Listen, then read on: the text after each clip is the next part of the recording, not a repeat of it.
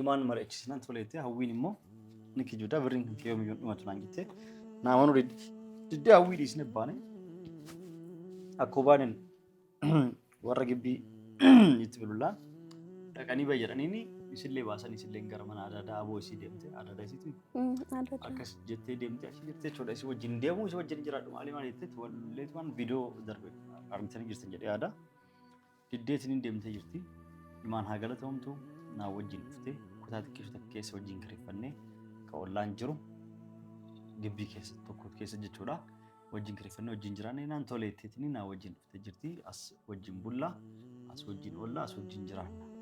Tinjuru qaanillee bahee waan tokko dalaguu barbaada atillee dalagatoo qabda. Indalayna nulachuun. Indalayda na gargaarta? Wallahi maal fa'aa dalayda? Waan dubartoonni wajjin dalaydu hundaa waan harkaan miilan dalagan ni dalaga. Harkaaf miilallee? Harkaan waa hedduu dalaganii miilan maal dalayda? Ogummaa maalii qabda? Miilan maa dhoqqee bukeessu yoo hin taane. Ni dalaga. Harkaanillee yoo taate sodaatii maan taane maa kararratti buna hin dhaabne. Qulqulleessituu maan dalayne.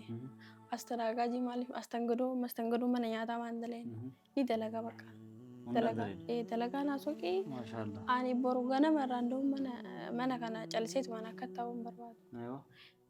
Dalaguu barbaada. Maashaallah wallahi cimtuudha. Rabbi akka yaada keetii kennu.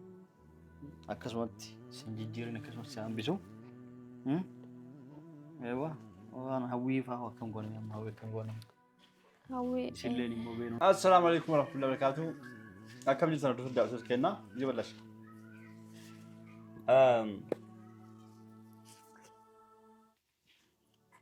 Kunoo akkuma argitan mana kutaa tokko kireeffanneeanii fi imaan hawwii nu diddee haftee aftiraarra mana keenya keessatti aftiraa jirra.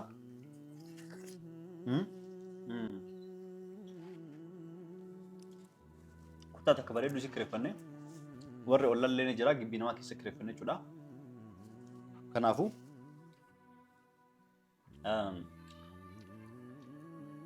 hawwiin diddee haftee mee salaama gaafadhuuti sitti tolee qaban.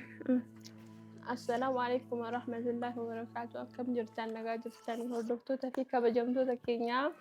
Akkuma argitan manni kana fakkaata. Mana san dhiifnee amma asii galee jirra. Hawwiin nu jala diddeetiin achi haftee manni yoo kana fakkaata. Alhamdulillah akka kana hin qabne iyyuu ni jira. Kaan daaraarra galuu immoo kana ni qabna. Alhamdulillah jennee tumaan haga taruu ima eeggannaa yeroo tokko guyyaa tokko ima nu tarteetiin mana sanitti ni deebinaa bitanneetiin keenyatti. Mana biraatti mana biraallee ta'u bitanneetiin galuun kennan hafu akkatti nafu akkasanii alhamdulillah wanoo manni keenya kana fakkaata akkuma ilaaltan kana jenna. Akkasii kunoo aftiraarra mana teenya haaraa keessa afturu jirra nyaadhu. Afturu jirra warroonni saambusaa jaalattan saambusaa akkana osoo dalagattanii. Keessi misiraa gubbaan kubziidha garuu zayitiin hin bilchaatu. Akkana bilchaatu. Zayitiin qabu fayyaa keessaniif hedduu bareedaadha. Hedduu namatti tola saambusaa bareedaadha. Keessi waan barbaadan gootan akkana saambusaa kan gootu jechuudha. Ajaban natti tola jechuudha. Nah, aftarree kaaniti aftaraan booda nyaanni kaaniti booda isin dachaan jechuudha. Imaani walii waan tokko wajjin mari'anna jechuudha. Mana keenya haaraa keessa galee jirra.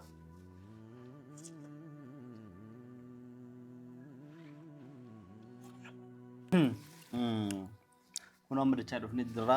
Osoo nyaatu jiru nyaatarraa kaanee aftarree waa nyaannee deemnee salaannee maal jennee turtii sa'aatii muraasa booda deemnee dhufnee jirra.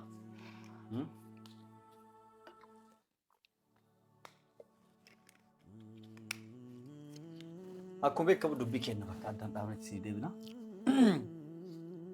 Eessaa dhufnee akkamitti dachaanee eessa jirraa kan jedhuuf kutaa takka xiqqoo bareedduu kireeffannee jirra. Gara iddoo seeraamikii duwwaadha. Homaa itti bibbinne firaasha teenya lamaan qabannee dhufnee jirra. Kaan meeshaa tokko hawwii dhiisnee meeshaa tokko kan ittiin micheeffannu bakka ittiin nyaannu fidannee jirra. Akkasitti maaliif mana baane manni kiraan nutti qaalee birrii waan kafaluu dhabne akkasitti rakkanneetiin mana gadhiisnee baane jechuudha. Rakkoon namni tokko tokko ni argata yeroo tokko ni rakkata. Imaan illee mariichisnaan haa galatoomtu maashaallaadha. Birrii waan kafaluu dhabee kiraa baatii sadiitti 40 wacii akkasitti narra jira gara 100 wacii narra jira. Birrii amma kafaluu qabu baay'ee jechaa jiranii baatii sadii naa kennanii bahuuf deemu jennaan. Rakkoon qabu maal goota kana kafaltaayyuu jal'istee kutaa xiqqishoo wayii nu qabdee 3,500 nu qabdeetini birrii isa walii qabdee kan kee osoo ijaarattee biraa osoo wanti jennee maaliin nu jettee akkasii baane. Kanaafuu durallee ani ni qaba maali jedheeti akka nama qabuutitti yaa'u argitanii ofuma kakkabachiisuuf fofoggaraa ture malee waan akkasii hin qabu. Haqa jirtu imaanitti jennaan rakkoon hin jiru naan jette.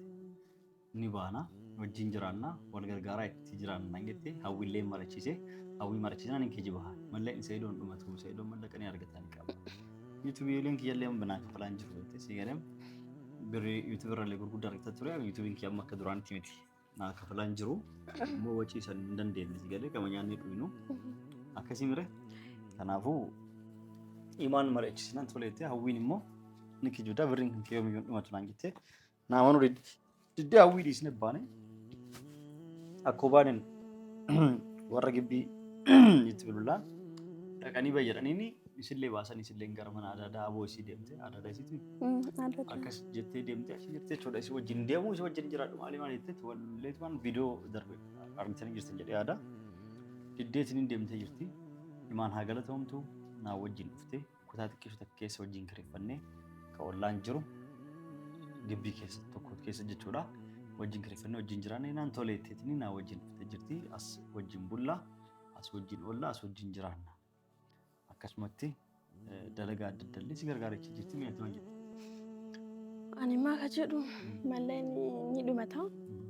Bakka kana dura jiru gaarii jireenya gaarii jiraataa turte. Garuu amma mana kana keessatti amma jireenyi kun si faaraa jedheeti yaada sitti ulfaata garuu ana caala si ulfaata. Maaliif na ulfaata? Jechuun jireenya akkanaa kana dabarsitee ni beektu tureeti. Maaliif hin beeknu hundaan dabarsee beeka. Ani yeroo kaminuu askaraan wattaaddara yookaan poolisiidha. Poolisii yookaan wattaaddara tokko qabbana keessa dhaabadhu jettee hin dhaabata. Aduu keessa jiraataa ture. Barahallee oofte isa baraha deema. Si galee miti aduu keessa illee jetteen bosonallee seenu jetteen seena. Bakki dirqamni itti jiru guutuun dhaqaa mire. Qabbana keessa dhaabadhu jetteen isin dhaabata. Dirqamaa mire uummata eeguuf biyyattii eeguuf aduu keessas baraha dhaabadhu jetteen dhaabata.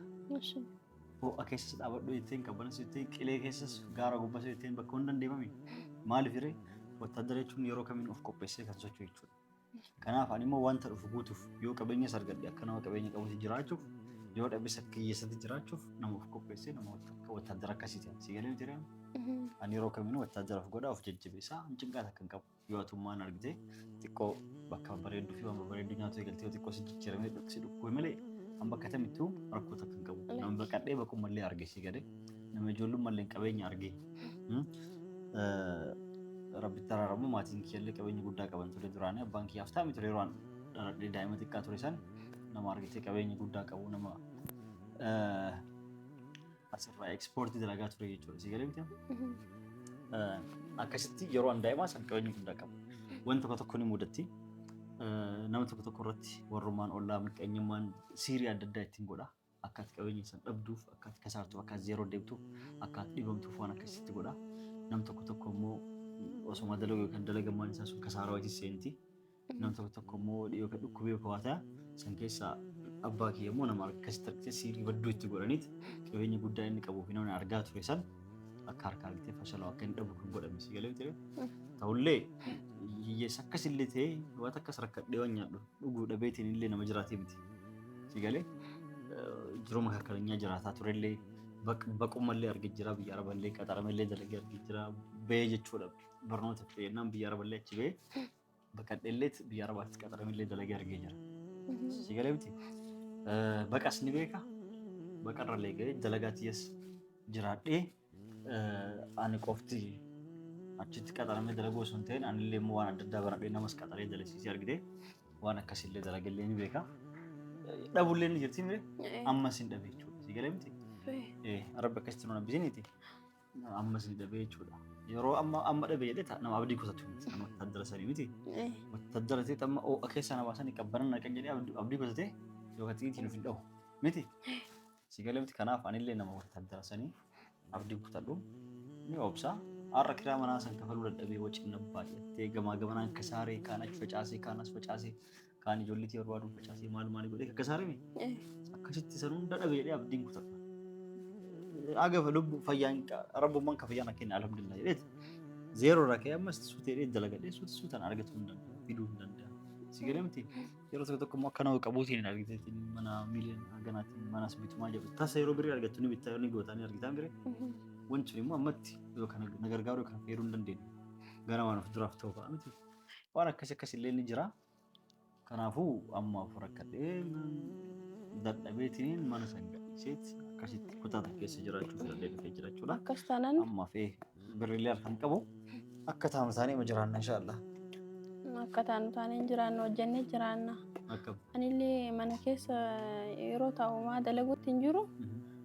Anillee bahee waan tokko dalaguu barbaada. Atillee dalagatoo qabda. waan akka Dalayna nulachuu. dalagaa na gargaarta. Wallahi maal fa'aa dalagaa? Kan waan dubartoonni dalaydu hundaa waan harkaan miilan dalagan ni dalaga.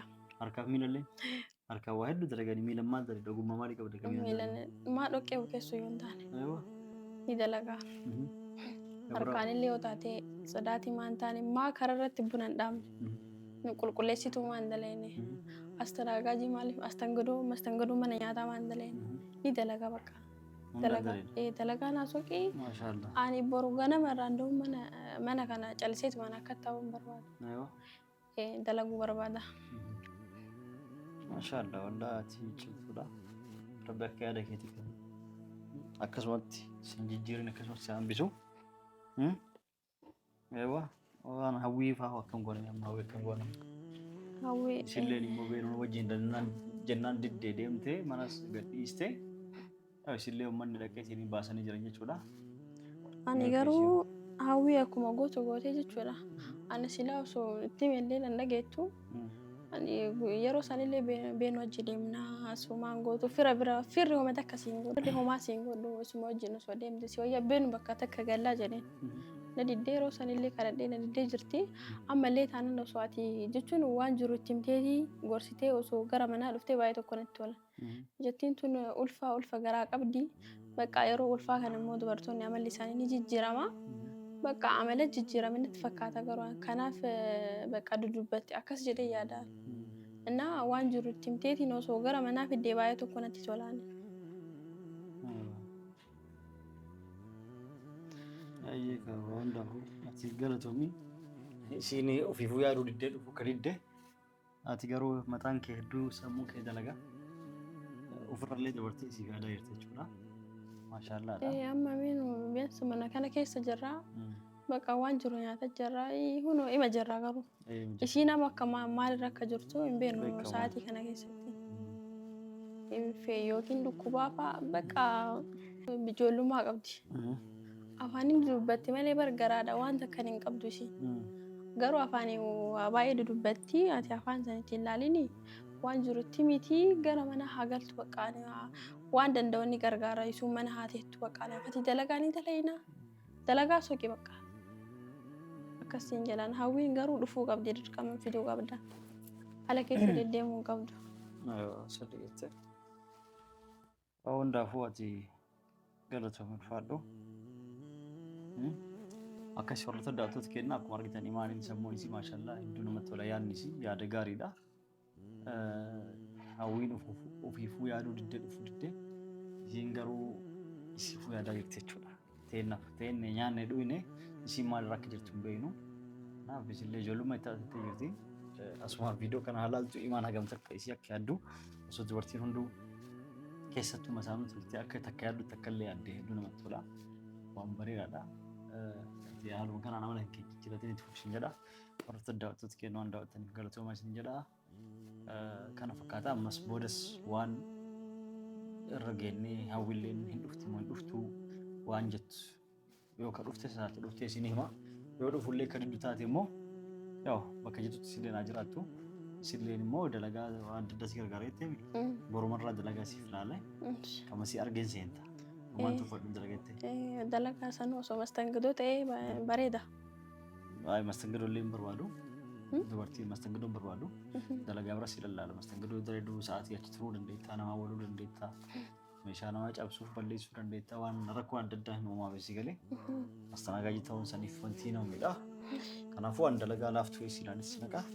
Inshallah rabbi nagaan nu bulchuu fayyaba nu haa kennu.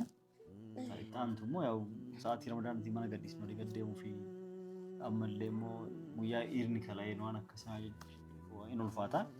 Waan miti kan dabarsinaa waan rabbi fedhe guutuu uma rabbi fedhe wanti hunduu. Alhamdulillah jechuudha.